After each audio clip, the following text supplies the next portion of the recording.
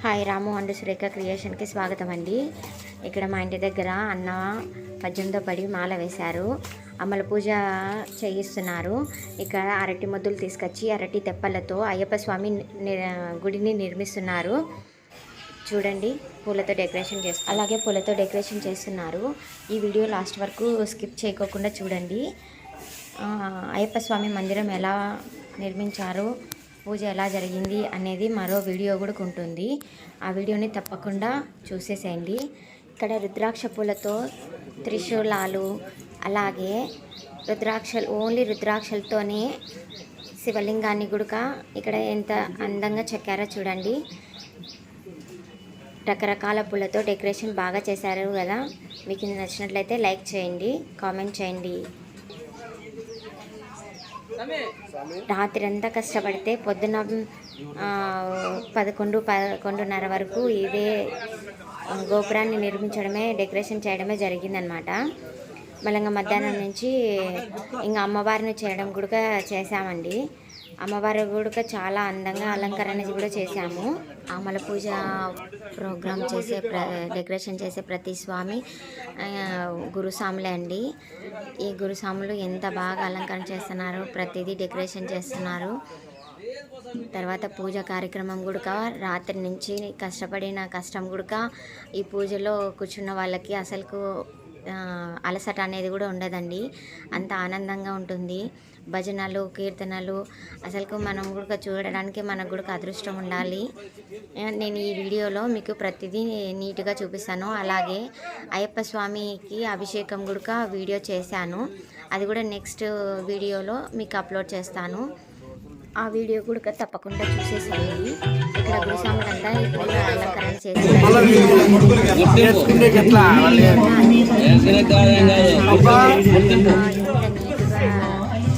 నాకు ఇవి చూడడానికి చాలా బాగా నచ్చాయి.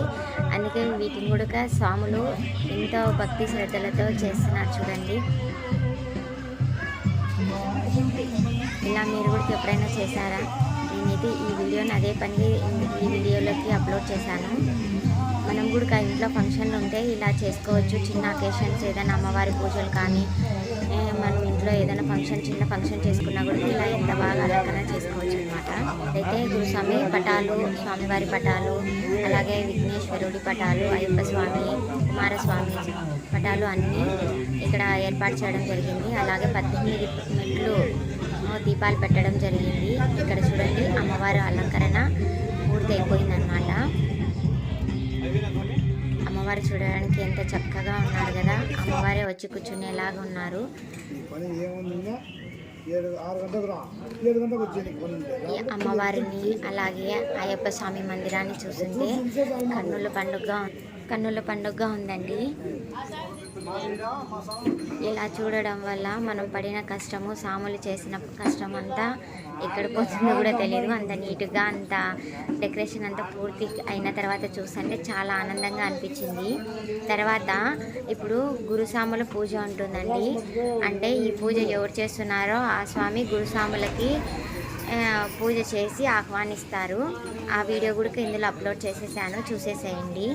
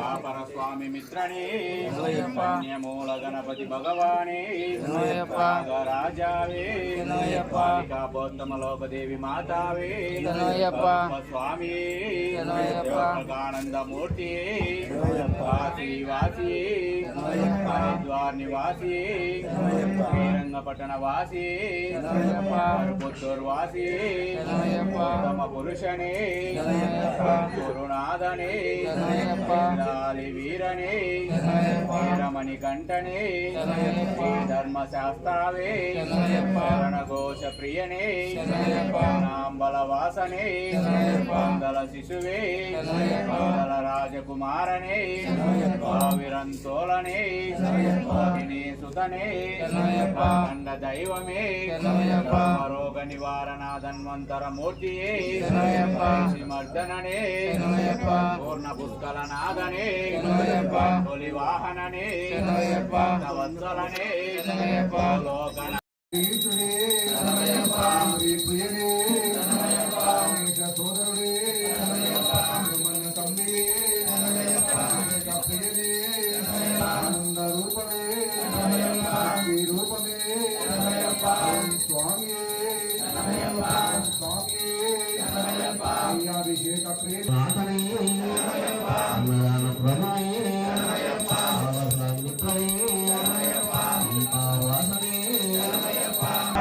స్వామి మూర్తి శ్రీవాసి హరిద్వార్ నివాసి